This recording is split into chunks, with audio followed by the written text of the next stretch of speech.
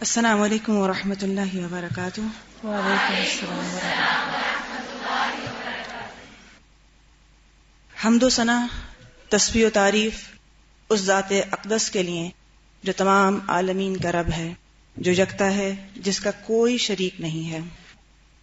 والصلاۃ والسلام علی رسولہ الکریم، اللہ کے رسول صلی اللہ علیہ وآلہ وسلم محسن انسانیت ہیں اور ہر انسان کے لیے ہدایت اور رہنمائی کا سرچشمہ ہیں۔ انسان فطرتاً نیکی کو پسند کرتا اور نیک لوگوں سے محبت رکھتا ہے، اور جتنی زیادہ محبت ہوگی اتنی ہی زیادہ اطاعت آسان ہوگی۔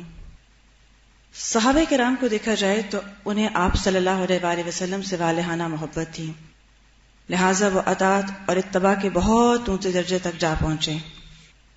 آپ کی شان میں جتنے بھی الفاظ لکھے گئے، جو بھی اشعار کہے گئے اور جو بھی کلمات کہے گئے، وہ آپ کی شان کو بیان کرنے سے قاصر ہیں۔ آپ کی ذات اقدس ان الفاظ کی تعبیرات سے بہت بلند بالا ہے، لیکن ہم وہی کچھ کہتے ہیں جو صحابہ کرام نے آپ کو دیکھ کر ہم تک پہنچایا ہے۔ جیسا کہ آج کا موضوع ہے آپ صلی اللہ علیہ وآلہ وسلم کا حلیہ مبارک، کہ جیسے ہم نے سیرہ میں آپ کے تمام اخلاقی اور تمام علمی پہلوؤں کا احاطہ کیا، تو آج ہم آپ کے حلیہ مبارک کے بارے میں بھی جان کر یقیناً آپ سے محبت میں اپنا اضافہ محسوس کریں گے۔ اسی محبت کو بیدار کرنے کے لیے ہم استاذہ محترمہ سے درخواست کرتے ہیں کہ وہ ہمیں آج کے موضوع حلیہ مبارک صلی اللہ علیہ وآلہ وسلم کے حوالے سے کچھ رہنمائی فرمائیں۔ السلام علیکم ورحمۃ اللہ وبرکاتہ۔ وعلیکم السلام ورحمۃ اللہ وبرکاتہ۔ نحمده ونصلی علی رسولہ الکریم، اما بعد، فاعوذ باللہ من الشیطان الرجیم، بسم اللہ الرحمن الرحیم، رب اشرح لی صدری ویسر لی امری واحلل عقدۃ من لسانی یفقہوا قولی۔ تو یہ بتائیے کہ لفظ حلیہ مبارک سنتے ہی آپ کے ذہن میں کیا خیال ہے؟ حلیہ سے کیا مراد؟ اپیرنس کیسی ہوگی، اور آپ کی پرسنالٹی، فیچرز؟ ہم میں سے ہر ایک کا ایک امیجنیشن ہے نا، ہر ایک نے ایک تصویر بنائی ہوئی ہے نا آپ کی۔ وہ تصویر صحیح ہے یا نہیں، اس کو جاننا ضروری ہے۔ کیوں ضروری ہے؟ آپ کے حلیے کے بارے میں جاننا بھی کیوں ضروری ہے؟ کسی اور کے ساتھ نہ ملا سکے، اچھا، اور اکثر لوگ کہتے ہیں ہم نے خواب میں نبی صلی اللہ علیہ وسلم کو دیکھا تو ہمیں پتہ چل سکے کہ واقعی انہوں نے آپ ہی کو دیکھا یا کچھ اور دیکھا۔ جی ہاں، کچھ لوگ کہتے ہیں کہ آپ صلی اللہ علیہ وسلم جو تھے وہ نور تھے، تو کیا نور سے ایسی تصویر بنتی ہے؟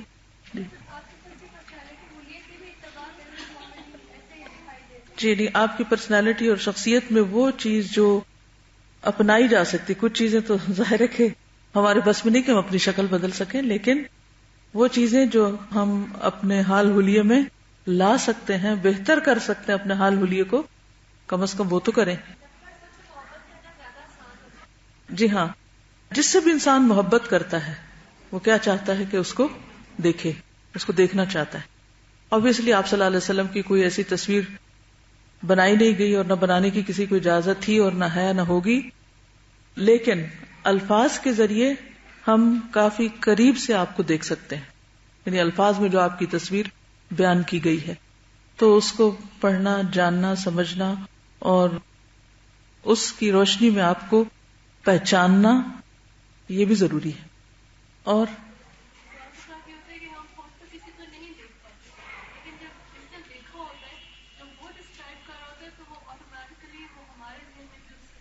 بالکل، بعض چیزیں ہم خود نہیں دیکھ پاتے، لیکن دیکھنے والے جب ایک اچھے طریقے سے اس کو ڈسکرائب کرتے ہیں تو ہم بالکل اس کو قریب قریب دیکھ لیتے ہیں۔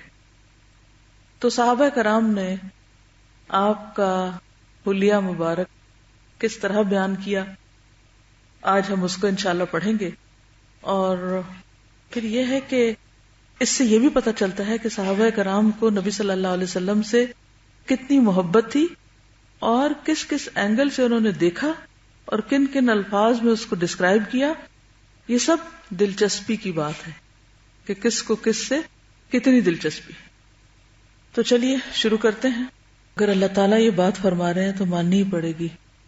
بِأَنَّ لَهُم مِّنَ اللَّهِ فَضْلًا كَبِيرًا. اور یہ بالکل سچ بات ہے اور حقیقت ہے کہ آپ صلی اللہ علیہ وسلم کی آمد ہمارے لیے اللہ کا بہت بڑا فضل، احسان اور اس کی رحمت ہے. رسول اللہ صلی اللہ علیہ وسلم کا حلیہ مبارک صرف مردوں نے نہیں، ایک خاتون نے بھی بہت زبردست طریقے سے بیان کیا تھا، جن کا نام ام معبد ہے. ہجرت کے سفر میں دوسرے دن نبی صلی اللہ علیہ وسلم کا گزر ام معبد کے خیمے سے ہوا تھا. یہ قدید کے اطراف میں مشلل کے پاس ہوا کرتی تھی، جو مکہ سے 130 کلومیٹر کے فاصلے پر ہے. آپ نے پوچھا ہل عندک شیئن، کیا تمہارے پاس کچھ ہے؟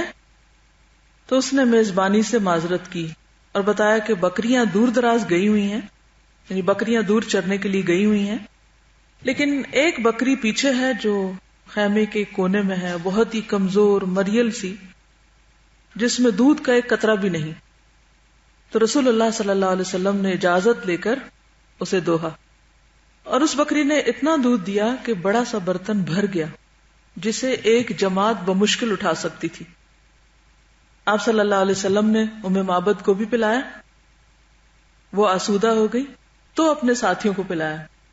پہلے اس خاتون کو پلایا جن کی وہ بکری تھی، وہ بھی آسودہ ہو گئے تو خود پیا. ترتیب ملاحظہ فرمائیے. اور دوبارہ دوہ کر برتن بھر دیا اور اسے ام معبد کے پاس چھوڑ کر روانہ ہو گئے. جہاں گئے خیر ہی خیر، برکت ہی برکت. آپ کے جانے کے بعد ام معبد کا شوہر گھر پر آیا. اس نے دودھ دیکھا تو اسے تعجب ہوا. پوچھا کہ یہ کہاں سے آیا؟ تو ام معبد نے پوری بات بتلا دی، اور نبی صلی اللہ علیہ وسلم کا سراپا سر سے پاؤں تک، اور گفتگو اور طور اتوار، یعنی آپ کا جو سٹائل تھا، بہت باریکی سے بیان کیا. اس پر ابو معبد بول اٹھا، یہ تو واللہ صاحب قریش ہے، یہ تو وہی شخص ہے. میرا ارادہ ہے کہ آپ کا ساتھ اختیار کروں، آپ کا صحابی بن جاؤں، اور کوئی راستہ ملا تو ایسا ضرور کروں گا. دیکھا نہیں، صرف حلیہ کے بارے میں سن کر اس کو شوق پیدا ہو گیا. اور وہ صرف حلیہ نہیں تھا، ساتھ شخصیت بھی تھی، ساتھ آپ کا اخلاق اور کردار بھی تھا. ظاہری خوبصورتی اپنی جگہ اٹریکٹ کرتی ہے، لیکن اگر اس کے ساتھ اخلاق کی قوت شامل ہو جائے تو متاثر کیے بغیر نہیں چھوڑتی. تو ام معبد نے کیا کہا تھا؟ پہلے ام معبد کے الفاظ میں حلیہ مبارک، عربی سنتے جائیے اور آخر میں ترجمہ کروں گی، کیونکہ ان الفاظ کی بھی خوبصورتی ہے. کہتی ہیں ظاہر الوداعۃ ابلج الوجہ حسن الخلق لم تعبہ ثجلۃ ولم تزر بہ سعلۃ وسیم قسیم فی عینیہ دعج وفی اشفارہ وطف وفی صوتہ صحل وفی عنقہ سطع احور اکحل ازج اقرن شدید سواد الشعر اذا صمت علاہ الوقار وان تکلم علاہ البہاء اجمل الناس وابہاہم من بعید واحسنہ واحلاہ من قریب حلو المنطق فصل لا نزر ولا حذر كأن منطقه خرزات نظم يتحدرن ربعة لا تقحمه عين من قصر ولا تشنأه من طول غصن بين غصنين فهو أنظر الثلاثة منظرا وأحسنهم قدرا له رفقاء يحفون به إذا قال استمعوا لقوله وإذا أمر تبادروا إلى أمره محفوظ محشود لا عابس ولا مفند. کتنا سمجھ آیا؟ بدوی عورت جو آپ کے نزدیک ان پڑھ ہے، اس کی زبان دیکھیے، الفاظ کا چناؤ دیکھیے کہ سمجھنے کے لیے ڈکشنری کنسلٹ کرنی پڑے اگر آپ کو کرنی آتی ہو تو.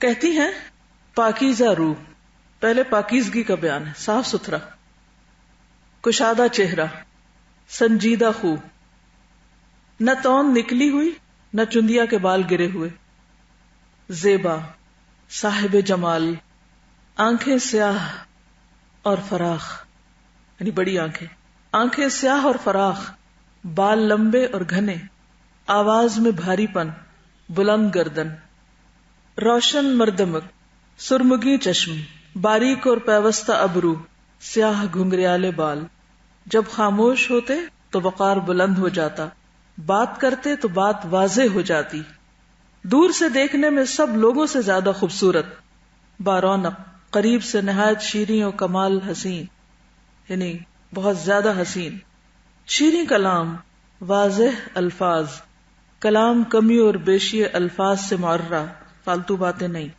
تمام گفتگو موتیوں کی لڑی جیسی پروئی ہوئی، درمیانہ قد، نہ کوتاہی سے حقیر نظر آتے، نہ طویل کے آنکھ اس سے نفرت کرتی، دو شاخوں کے درمیان ایسی شاخ کی طرح جو مناسب ہو، زیبندہ نہال کی تازہ شاخ، سب منظروں سے اچھا منظر اور سب سے زیادہ عزت والے، رفیق ایسے، یعنی دوست، ان کے ساتھی ایسے کہ ہر وقت اس کے گرد و پیش رہتے ہیں، جب وہ کچھ کہتے ہیں تو چپ چاپ سنتے ہیں، حکم دیتے ہیں تو تعمیل کے لیے جھپٹتے ہیں، مخدوم، مطاع، نہ کوتاہ سخن، نہ ترش رو، نہ فضول گو۔ انشاءاللہ میں اس کی آگے چونکہ یہ ساری چیزیں آئیں گی تو وہاں ڈیٹیل بیان کروں گی، لیکن ام معبد نے صرف تھوڑی دیر میں آپ کی تمام خوبصورتی کا کم سے کم الفاظ میں بہترین نقشہ کھینچا، جس میں خلق اور خلق دونوں شامل ہیں۔ خلق کہتے ہیں جو فیچرز ہیں، اور خلق جو آپ کے عادات ہیں یا آپ کا اخلاق ہے یا آپ کا انداز ہے۔ آئیے ہم تجلیات نبوت ہی کو بنیاد بنا لیتے ہیں اور اس پر پھر بلڈ کرتے ہیں انشاءاللہ۔ پیج 395 صفات اور اخلاق۔ رسول اللہ صلی اللہ علیہ وسلم جمال خلقت اور کمال اخلاق میں سب سے بلند تھے۔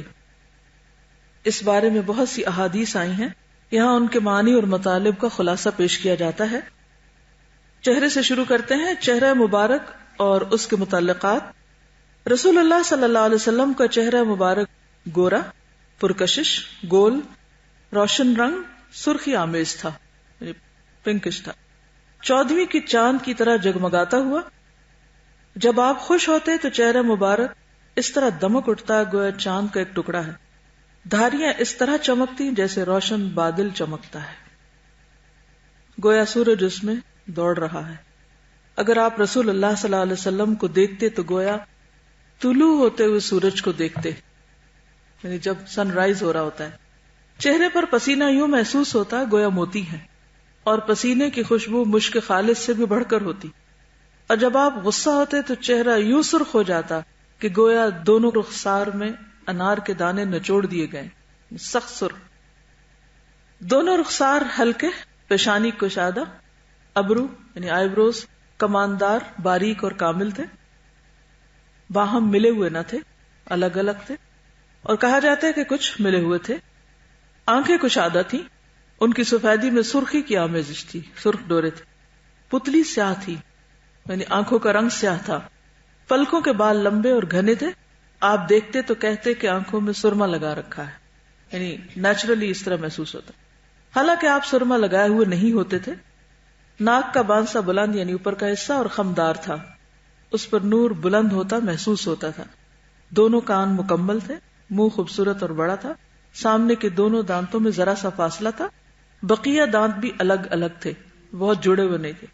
دانتوں میں چمک تھی، جب آپ مسکراتے تو ایسا لگتا گویا اولے ہیں، اور جب آپ گفتگو فرماتے تو دانتوں کے درمیان سے نور نکلتا دکھائی دیتا۔ غرض آپ کے دانت سب سے زیادہ خوبصورت تھے۔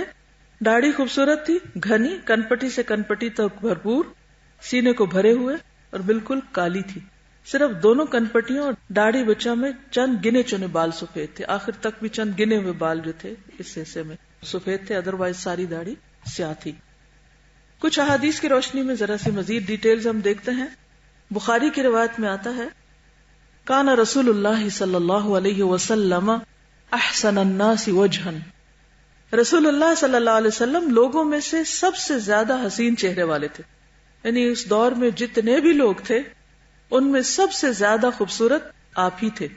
اللہ سبحانہ وتعالی نے آپ کو نہ صرف یہ کہ نبوت سے نوازا، بلند ترین اخلاق سے نوازا، انک لعلی خلق عظیم، بلکہ حسن میں بھی کوئی کمی نہ چھوڑی.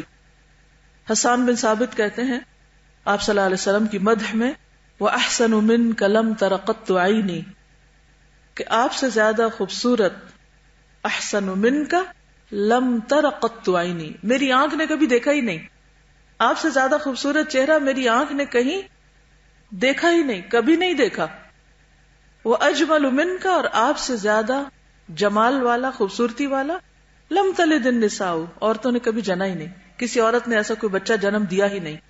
خلقت مبرأ من کل عیب، آپ ہر عیب سے پاک پیدا کیے گئے، یعنی آپ کسی قسم کے جسمانی عیب کا شکار نہ تھے، یعنی آپ کے اندر جسمانی طور پر کوئی عیب نہیں تھا.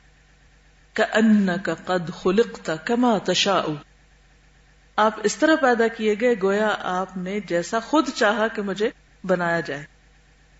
کیونکہ کسی بھی انسان کو اگر پوچھا جائے کہ تم کیسے بننا چاہتے ہو تو وہ کوئی کسر چھوڑے گا. لوگ میک اپ کے ذریعے اور پلاسٹک سرجری وغیرہ کے ذریعے اور مختلف حربوں طریقوں سے اپنے آپ کو اپنی مرضی کا بنانے کی کوشش کرتے رہتے ہیں، جو کہ پاسبل نہیں ہوتا. حسان بن ثابت کہتے ہیں کہ نبی صلی اللہ علیہ وسلم کی خوبصورتی میں کسی قسم کی کوئی کمی نہ تھی، گویا آپ سے بڑھ کر کوئی اور خوبصورت نہ تھا. آپ کے چہرے کو سورج اور چاند دونوں سے تشبیہ دی گئی. صحیح مسلم کی روایت ہے، کان وجہہ مثل الشمس والقمر وکان مستدیرا، آپ صلی اللہ علیہ وسلم کا چہرہ سورج اور چاند کی طرح گولائی مائل تھا، یعنی مستدیر تھا، لمبا نہیں تھا یا چوڑائی کی طرف زیادہ نہیں تھا، بلکہ گولائی لیے ہوئے تھا. ایک اور روایت میں آتا ہے مسند احمد کی، عن ابی ہریرہ قال ما رأیت شیئا احسن من رسول اللہ صلی اللہ علیہ وسلم کان کأن الشمس تجری فی جبہتہ. حضرت ابو ہریرہ سے روایت ہے کہ میں نے رسول اللہ صلی اللہ علیہ وسلم سے زیادہ حسین کوئی چیز نہیں دیکھی، گویا کہ سورج آپ کے چہرے میں گھوم رہا ہو. تشبیہ دے رہے ہیں. رنگ کے بارے میں صحیح مسلم کی روایت میں آتا ہے، کان ابیض ملیحا، آپ کا رنگ سفید لیکن ملاحت دار تھا. وائل بن حجر سے روایت ہے کہ انہوں نے رسول اللہ صلی اللہ علیہ وسلم کے پیچھے نماز پڑھی، آپ نے جہری آمین کہی، دائیں بائیں سلام پھیرا، یہاں تک کہ میں نے آپ کے رخسار کی سفیدی دیکھی. یعنی داڑھی تھی لیکن آپ کے جو رخسار تھے یا گال تھے وہ نظر آتے تھے، چمکتے تھے، سفید رنگ کے تھے. سر کے بال سیاہ تھے، آپ نے کبھی سر میں خضاب نہیں لگایا تھا، کالا رنگ نہیں لگایا تھا. آپ کی چھوٹی داڑھی بچہ جو ہوتا ہے نا، یعنی اس ایریا میں جو کہ ہونٹوں کے نیچے ہوتی ہے، اس میں کچھ سفید بال تھے اور کچھ کن پٹیوں اور کچھ سر میں، لیکن بہت خال خال، کہیں کہیں، یعنی اکٹھے نہیں تھے. لیکن آپ کبھی کبھی اپنی داڑھی کو ورس سے زرد کیا کرتے تھے، یعنی ویسے سیاہ تھی لیکن اس کو ورس لگاتے تھے. اس کے لگانے میں کیا حکمت ہے؟ کیوں لگاتے ہوں گے؟ تاکہ جن کو لگانا ہو وہ اسے عیب نہ سمجھے. بالوں میں خوشبو لگاتے تھے. عام طور پر یہ خیال ہوتا ہے کہ بال میں خوشبو لگانے سے بال سفید ہو جائیں گے، خراب ہو جائیں گے، لیکن آپ صلی اللہ علیہ وسلم بالوں میں خوشبو لگاتے. عربوں کے ہاں آپ نے ایک خوشبو دیکھی ہوگی جس کو بخور کہتے ہیں. ان کا عموماً رواج یہ ہوتا ہے کہ نہانے کے بعد جب بال گیلے ہوتے ہیں تو خشک کرنے سے پہلے بخور جلا کر اس کا جو دھواں ہوتا ہے اس سے بالوں کو دھونی دیتے ہیں، جس سے بالوں میں مسلسل خوشبو آتی رہتی ہے. یعنی یہ خوشبو لگانے کا ایک طریقہ ہے. ہم لوگ تو عام طور پہ کپڑوں پہ اسپرے کر لیتے ہیں لیکن وہ تھوڑی دیر کے بعد اڑ جاتا ہے، تو آپ صلی اللہ علیہ وسلم بالوں میں لگاتے تھے. ربیہ فرماتے ہیں میں نے آپ کے بالوں میں ایک بال دیکھا تو وہ سرخ تھا. راوی کہتے ہیں میں نے دریافت کیا یہ بال سرخ کیوں تھا؟ کہا گیا کہ خوشبو سے سرخ ہو گئے، یعنی خوشبو کا رنگ تھا جو لگانے سے وہ اس میں سٹریک آ گئی. اعضاء اور اطراف، آپ کے اعضاء، لمس اور سائڈ. تجلیات نبوت میں آپ دیکھیے سر، گردن اور بال. سر متوازن انداز میں بڑا اور گردن نہایت خوبصورت اور لمبی تھی. بال دونوں کانوں کے نصف یا لو تک ہوا کرتے تھے، یہاں تک. اور کبھی کبھی اس سے نیچے بھی، اور کبھی دونوں کندھوں کو چھوتے بھی تھے، یعنی اس سے بھی لمبے ہوتے تھے۔ چند بال پیشانی کے بھی سفید تھے، مگر اتنے کم کہ سر اور داڑھی ملا کر کل 20 بال بھی سفید نہ تھے۔ یہ یاد رکھیے کہ 20 بال تک بھی سفید نہ تھے، کیونکہ بعض اوقات لوگ کہتے ہیں ہم نے خواب میں آپ کو دیکھا، پوچھتے کیا دیکھا؟ سفید داڑھی تھی اور سفید رنگ تھا۔ بھئی یہ حضور صلی اللہ علیہ وسلم نہیں تھے، کیونکہ آخر تک بھی آپ کے 20 سے زیادہ سفید بال نہیں تھے جو مختلف جگہوں پر تھے۔ سر کے بال ذرا ذرا سے گھنگریالے تھے۔ آپ ناغے سے سر اور داڑھی میں کنگھی فرماتے اور سر کے درمیان سے مانگ نکالتے، سینٹر سے۔ اعضاء اور اطراف ہڈیوں کے سرے مثلا کوہنیاں، کندھے اور گھٹنے بڑے بڑے تھے، کلائیاں بڑی بڑی اور ان کے جوڑ لمبے تھے، ہتھیلیاں اور قدم کشادہ تھے، تلوا گہرا نہیں تھا۔ تلوا کیا ہوتا ہے؟ جی، یعنی اس میں آرچ زیادہ نہیں تھی۔ دونوں ہاتھ حریر اور دیباج سے زیادہ نرم، بہت سافٹ، برف سے زیادہ ٹھنڈے، یعنی آپ کے ہاتھ ٹھنڈے رہتے تھے، اور مشک سے زیادہ خوشبودار تھے۔ کوہنی سے اوپر اور نیچے دونوں بازو اور اطراف بھاری بھرکم تھے، یعنی یہ جگہ ذرا ہیوی تھی۔ ایڑیاں اور پنڈلیاں ہلکی تھیں، دونوں کندھوں کے درمیان دوری تھی، چوڑے تھے یعنی کندھے، اطراف لمبے، سینہ کشادہ اور بالوں سے خالی تھا۔ صرف لبے سے ناف تک بالوں کی ایک لکیر تھی، یعنی کہ اوپر سے نیچے تک بیچ میں ایک چھوٹی سی لائن تھی۔ اس کے علاوہ شکم اور سینے پر بال نہیں تھے۔ کندھے اور اس سے متصل بازو پر البتہ بال تھے، کندھے اور بازو کی طرف تھے۔ سینہ اور شکم برابر تھے، نہیں اوپر نیچے سے ایک تھے، اسٹریٹ، آگے نہیں تھا پیٹ بڑا ہوا۔ بغل کا رنگ مٹیالہ تھا اور پیٹھ ایسی تھی گویا ڈھلی ہوئی چاندی، یعنی سفید۔ صحیح بخاری کی روایت میں آتا ہے کان النبی صلی اللہ علیہ وسلم ضخم الیدین لم ار بعدہ مثلہ۔ نبی صلی اللہ علیہ وسلم کے دونوں ہاتھ اس طرح گوشت سے بھرے ہوئے تھے کہ آپ کے بعد میں نے کسی کا ہاتھ اس طرح کا نہیں دیکھا۔ یعنی ہیوی تھے ہاتھ، پتلے نہیں تھے، سوکھے نہیں تھے، یا ہڈیاں نہیں نظر آتی تھی، بلکہ کیا تھا؟ مضبوط ہاتھ تھے، بھاری ہاتھ تھے۔ ضخم الیدین کان دلیع الفم اشکل العینین۔ نبی صلی اللہ علیہ وسلم فراخ دہن تھے، یعنی آپ کے منہ کا جو دہانہ تھا وہ کھلا تھا۔ آپ کی آنکھوں کی سفیدی میں سرخ ڈورے پڑے ہوئے تھے، یعنی آنکھوں میں جو سفید حصہ ہے اس میں سرخ سرخ لائنیں نظر آتی تھی۔ اب تصویر بناتے جائیں اپنے ذہن میں، کاغذ پہ نہیں۔ مسند احمد کی روایت میں ہے رسول اللہ صلی اللہ علیہ وسلم کا سر مبارک بڑا، آنکھیں موٹی، پلکیں لمبی، آنکھوں میں سرخی کے ڈورے، گھنی داڑھی، کھلتا ہوا رنگ، اور ہاتھ پاؤں بھرے ہوئے تھے، بھرے بھرے تھے، خوبصورت جسم والے تھے، اس قدر صاف شفاف گویا کہ چاندی سے آپ کا بدن مبارک ڈھالا گیا، یعنی صفائی اور پاکیزگی کا خاص طور پر ذکر ہے۔ اوپر داغ دھبے وہ نشان وشان نہیں تھے۔ قد و قامت اور جسم، آپ کا قد خوبصورت، قامت معتدل اور پیکر سیدھا تھا۔ جتنی کتابوں کا مطالعہ کریں پھر سب کو سامنے رکھ کر اگر نچوڑ نکالا جائے تو ہر چیز میں آپ کے اعتدال تھا، جیسے قد میں اعتدال تھا، اسی طرح چہرے پر یعنی لمبائی چوڑائی، ہر اعتبار سے ہر چیز میں جو غالب چیز تھی وہ اعتدال تھی، یعنی کوئی چیز بھی ایکسٹریم کی طرف نہیں جاتی تھی، اور ہر چیز کے حسن میں جو بنیادی چیز ہے وہ اعتدال ہی ہے۔ پیکر سیدھا تھا، یعنی آپ سیدھے فارم اسٹریٹ تھے، یعنی یوں کندھے جھکا کے نہیں، نہ آپ ناٹے تھے نہ لمبے تڑنگے، ناٹے میں تو چھوٹے قد کے نہیں تھے اور بہت ٹال بھی نہیں تھے، لیکن طول سے قریب تر تھے، یعنی نچلی طرف سے زیادہ اوپر کی طرف یعنی قد نکلتا تھا۔ چنانچہ کوئی شخص جو لمبائی کی طرف منسوب ہوتا وہ آپ کے ساتھ چلتا تو آپ ہی اس سے لمبے ہوتے تھے۔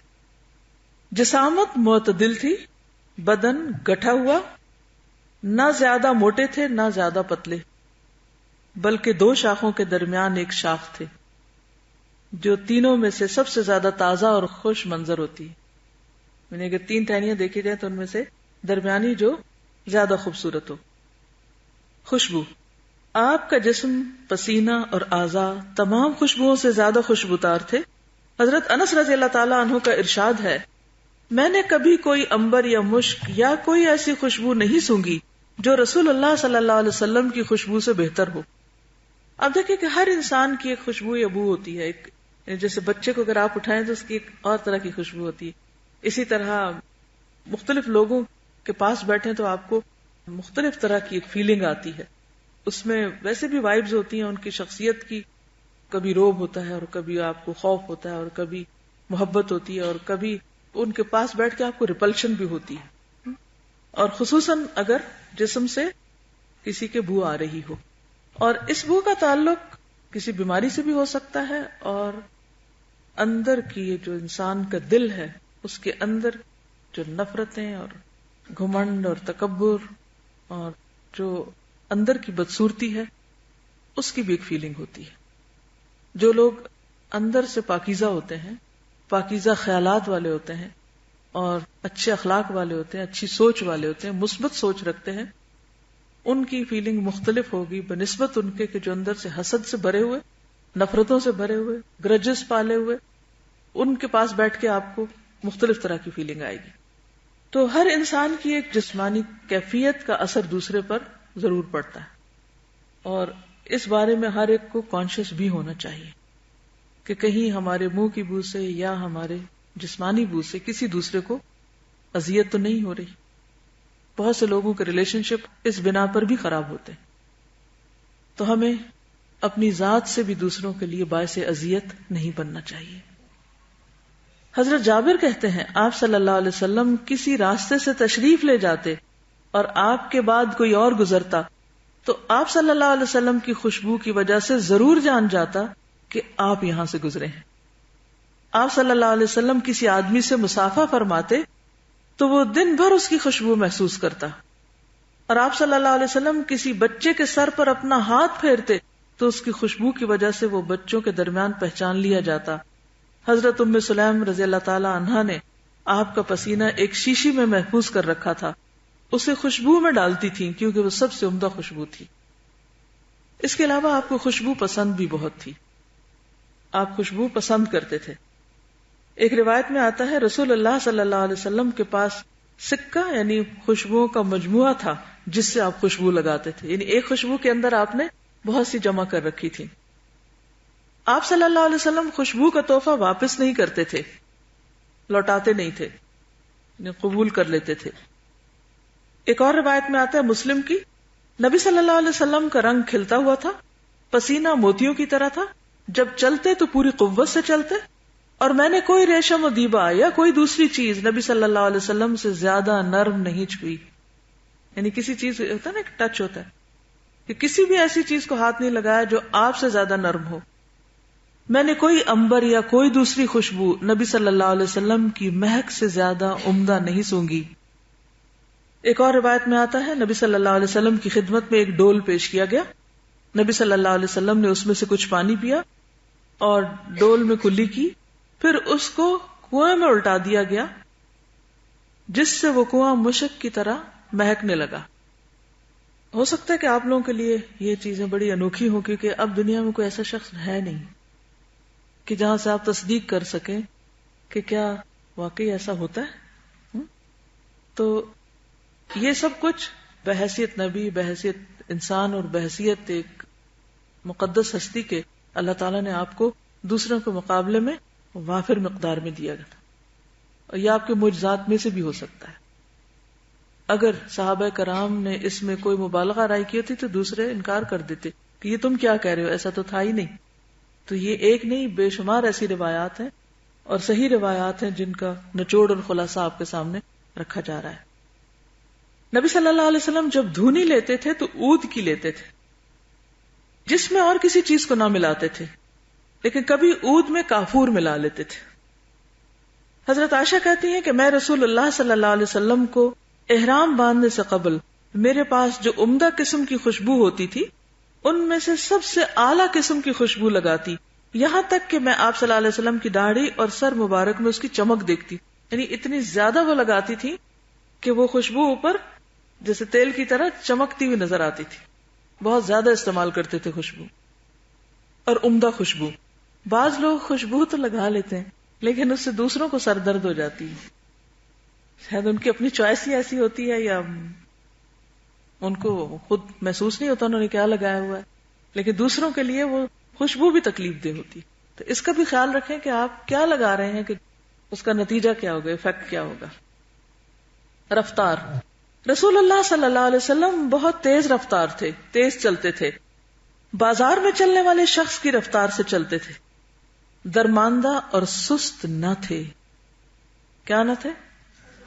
درماندہ یعنی تھکے ہارے، ٹائرڈ، ایسے نہیں تھے. اور سست نہ تھے. کوئی آپ کا ساتھ نہ پکڑ پاتا، یعنی آپ کے ساتھ جو چلتے تھے وہ تھک جاتے. حضرت ابو ہریرہ رضی اللہ عنہ فرماتے ہیں میں نے کسی کو رسول اللہ صلی اللہ علیہ وسلم سے بڑھ کر تیز رفتار نہیں دیکھا. گویا زمین آپ کے لیے لپیٹ دی جاتی تھی. ہم تو اپنے آپ کو تھکا مارتے اور آپ بے پرواہی سے چلتے رہتے تھے، یعنی آپ کو پتہ ہی نہیں چلتا تھا، آپ کو فکر ہی نہیں ہوتی تھی، آپ کو اسٹریس لے کے نہیں چل رہے ہوتے تھے. کیونکہ ہمیں اگر تیز چلنا پڑے تو ہمیں تو ایفرٹ لگانی پڑے، کانشیسلی چلنا پڑے، لیکن آپ کی وہ ایک روٹین تھی، نارمل بات تھی آپ کے لیے. آپ صلی اللہ علیہ وسلم جب قدم رکھتے تو پورا قدم رکھتے. تلوے میں گہرائی نہ تھی. جب مڑتے تو پورے مڑتے، سامنے ہوتے تو مکمل، پیچھے مڑتے تو مکمل. چلتے تو جھٹکے سے اٹھتے اور یوں چلتے گویا ڈھلوان سے اتر رہے ہیں. پھر جھٹکے سے پاؤں اٹھاتے اور نرمی سے چلتے، یعنی پاؤں گھسیٹ گھسیٹ کر نہیں چلتے تھے. اس طرح چلنے سے ویسے بھی نقصان ہے، کیونکہ آپ دیکھیں کہ آپ کے پورے مسل جو ہیں وہ اس طرح یعنی ایکٹیو نہیں ہوتے یا ان کی ایکسرسائز نہیں ہوتی، کیونکہ آپ نے جب ان کو گھسیٹ لیا تو وہ بھی سست ہو گئے. پاؤں اٹھانے میں ایفرٹ لگانی پڑتی ہے نا. اٹھا کے دیکھیں، گھسیٹ کے اور اٹھا کے دیکھیں، تھوڑا سا ایسے بیٹھے بیٹھے اٹھائیں ذرا، فرق پڑتا ہے. اچھا اب گھسیٹے پاؤں، گھسیٹنے اور اٹھانے میں فرق ہے؟ کتنا فرق ہے؟ بہت سارا. بس یہیں سے چال ٹھیک کر لیں اپنی سنت سمجھ کے. پاؤں گھسیٹ کے نہیں چلنے، اس میں دوسروں کو تو اذیت ہوتی ہے، اپنا بھی بڑا نقصان ہو جاتا ہے. لیکن افسوس یہ کہ ہمیں عام طور پر کوئی بتاتا بھی نہیں کہ ہم کیا غلط کام کر رہے ہیں. تو بچپن سے عادتیں پڑ جاتی ہیں نا. تو بچپن میں ہی بچوں کو آپ نوٹ کریں کہ کس طرح چل رہے ہیں. جھٹکے سے مراد کیا ہے؟ یعنی جھٹکا دے کے نہیں چلتے تھے، مراد یہ ہے کہ مکمل پاؤں ایک دم اٹھاتے تھے سیدھا. لیکن ویسے آپ کی چال کیسی تھی جس میں نرمی تھی؟ جیسے سورۃ الفرقان میں آتا ہے وَعِبَادُ الرَّحْمَنِ الَّذِينَ يَمْشُونَ عَلَى الْأَرْضِ هَوْنًا، یعنی پاؤں اٹھاتے تھے، رکھتے نرمی سے تھے، اس میں سے شور نہیں آتا تھا کہ پاؤں مارتے ہوئے نہیں چلتے تھے. وَلَا يَضْرِبْنَ بِأَرْجُلِهِنَّ لِيَعْلَمَ مَا يُخْفِينَ مِنْ زِينَتِهِنَّ. اللہ تعالیٰ نے خاص طور پر کس کو منع کیا ہے؟ عورتوں کو، کہ زمین پر پاؤں مار کر نہ چلیں تاکہ ان کی خفیہ زینت ظاہر نہ ہو. ایک حدیث میں آتا ہے کہ رسول اللہ صلی اللہ علیہ وسلم جب چلتے تو پیر زمین پر گاڑ کر چلتے تھے، یعنی جما کے پاؤں چلتے تھے. اذا مشى تکفأ، جب آپ چلتے تو آگے جھکتے ہوئے دباؤ ڈال کر چلتے تھے. ایسے چلتے گویا ڈھلوان سے اتر رہے ہیں، یعنی جما کے مضبوط، اور پورا پاؤں اٹھا کے پورا رکھتے تھے، یوں نہیں جاتے تھے بلکہ اوپر نیچے. ٹھیک ہے. اور پھر یہ کہ سستی اور ڈھیلا پن نہیں، اور جیسے نا کہ کندھے جھکے ہوئے نہ ہو. ایک اور روایت میں آتا ہے کہ آپ چلتے ہوئے ادھر ادھر نہیں دیکھتے تھے، سامنے دیکھتے تھے. اذا مشى لم يلتفت، جب چلتے تو بلا ضرورت ادھر ادھر نہ دیکھتے. اس کا کیا نقصان ہوتا ہے؟ جب ہم چلتے ہوئے ادھر دیکھ رہے ہوتے ہیں ٹکر مارتے ہیں اور دوسروں کو تکلیف دیتے ہیں. جی مقصد پہ فوکس نہیں.